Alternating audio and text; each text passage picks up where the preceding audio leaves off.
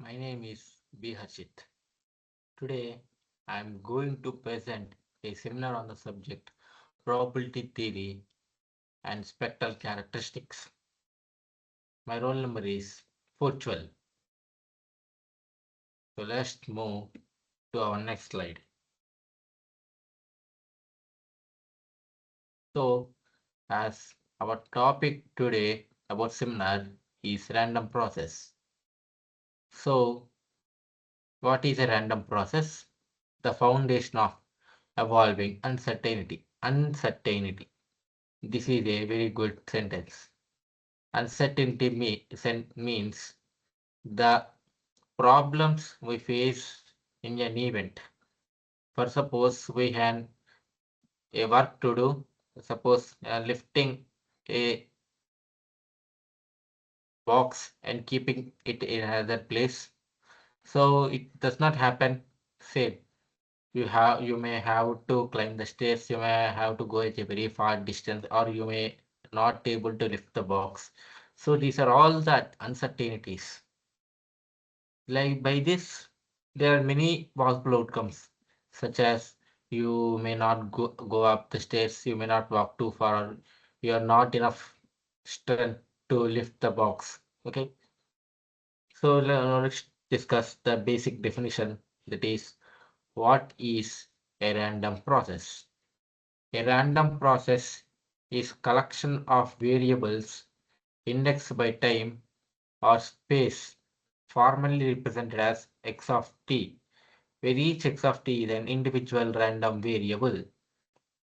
Okay, so it is defined as x of t, where t is defined as also time.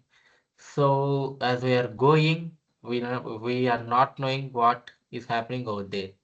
Okay, random process, any random probability, which we call it as a random process. It represents phenomena that evolve randomly over an index set, basically time. Okay, it models the real world systems such as electronic noise,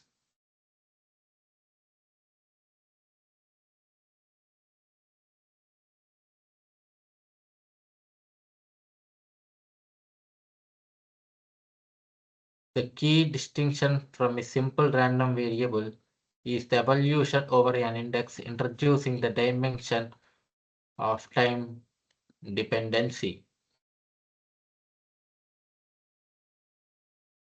Classifying random process.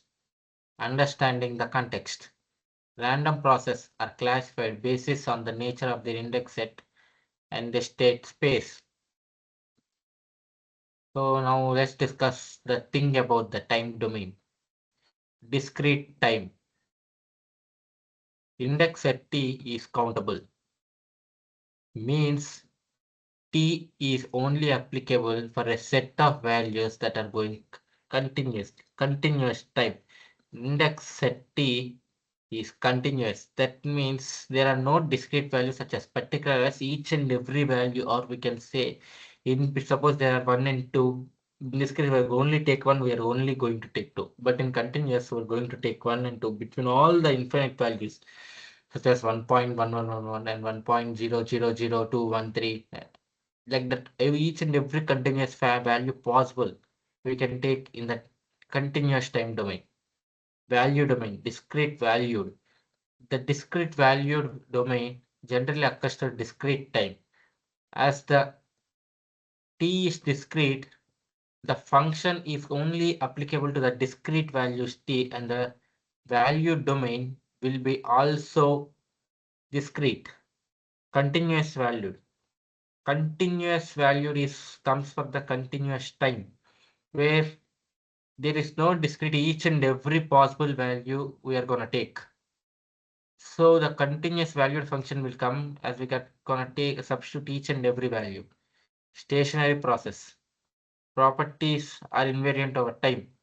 We cannot detect at what time how the thing, random process would act. Ergodic process. The average equal ensemble average is crucial for practical analysis. Now let's move to the next slide. Stationary, the key to time invariant analysis. Strict so what is stationarity, or this is the property stationarity. Suppose we change your time, the values like for properties like the mean, variance do not change, but even when the time varies. So these are known as the stationary. So there are many types such as first order stationary, second order stationary, strict sense stationary, wide sense stationary. We are not going to discuss that. We are going to discuss about strict sense stationary and wide sense stationary. So let's discuss the first one, strict sense stationary. Strict sense stationary is the joint probability distribution of the process at any set of points t remains the same, regardless of a time t. See, regardless of the time t or time shift. This is most rigorous form requesting all statistical movements to be invariant. See, this means we had just previously told about the sentence. It does not depend on the time variance. It is independent. It remains constant. Okay. Next is wide sense stationary. The second order stationary function is also known as the wide sense stationary function, which means when we take the second derivative of the density function and the still and stationary function, then we call it as the wide sense stationary function. It requires only two conditions. It should be the mean is constant. Autocorrelation should be only dependent on time and not difference see and not absolute on time. The joint, okay, a simpler and more commonly used assumption in engineering and research, that is the wide sense stationary. A strict sense stationary process can be called as a wide sense stationary process, but a wide sense stationary process cannot be called a strict sense stationary process. Here's an example down given. White noise is a prime example of a wide sense stationary process characterized by zero gain and constant variance. Okay, noise. Here is representing the noise. White noise means proof sound, pure sound. Next is autocorrelation function, measuring the process memory. Definition: measuring the statistical relationship and similarity between the values of random process at two different time instances, separated by lags. Suppose Rx means correlation, and Ex of t dx of t plus c for a wide sense stationary function, which is the correlation value, and we have studied that this is one of the condition. Okay, and we're going to discuss the key properties of the autocorrelation function, that is symmetry. In autocorrelation function, we are going to generally use two same functions to autocorrelate them and to find the first amount of similarity between them. Symmetry means, suppose if we gonna make the inside time domain or any other added domain to negative, the values will be same, there will not be changed. That is the property of an autocorrelation function. Okay.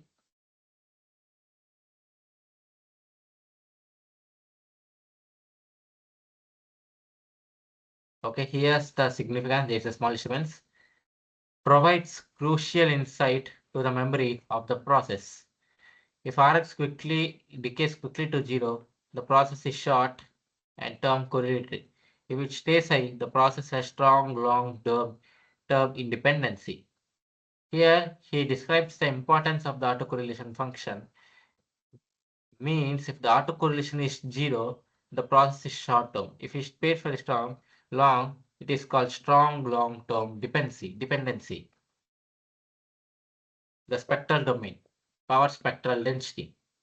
Power spectral density is the Fourier transform of the autocorrelation or the cross-correlation function on the given function he gives. The Pst denoted as the counterpart of the autocorrelation function is the frequency domain, describes how the average power of the random process distributed across different frequencies. It is formally defined as the Fourier transform of the autocorrelation function. Sx of f is equal to Rx to e power 2j omega t dc. Here he is given like that. Okay. Total power we already know. We got the spectral density. On integrating that one, we are going to get the total power equation. Case study, exponential autocorrelation. That means e power something, that equations. Analyzing the power spectral density or PST derived from power spectral distribution from a common autocorrelation model reveals the process, frequency, content, time domain. Consider a random process with the following autocorrelation function. Here is given Rx is equal to 280. The model implies short-term memory, frequency domain. Applying the Fourier transform yields the PST Sx of f, which is the power spectral density to A by A square plus 2AF. Interpretation. The PST is a Lorentzian shape. Since the power decreases with F, the process has significantly more power concentrated near DC and rapidly decreasing power at higher frequencies. Sorry for disturbance. The Wiener-Kincham theorem. Bridging the domains. Autocorrelation power name. The Wiener-Kincham theorem is a functional principle in the analysis of WSS random process. That means a wide and stationary random process. For a wide and stationary random process, the power spectral density and the autocorrelation function are the Fourier transform, and I had said this point previously. This theorem is crucial because it allows engineers to perform analysis of the most convenient domain. For example, system filtering is often easier to conceptualize in the frequency domain, while defining memory is easier in the time domain. Okay, I hope you understand. And next, go to the next slide. Key spectral characteristics and practical applications. White noise, where all is pure noise, which is not any noise, defined by constant PST across all frequencies. This means the process is equal power at every frequency.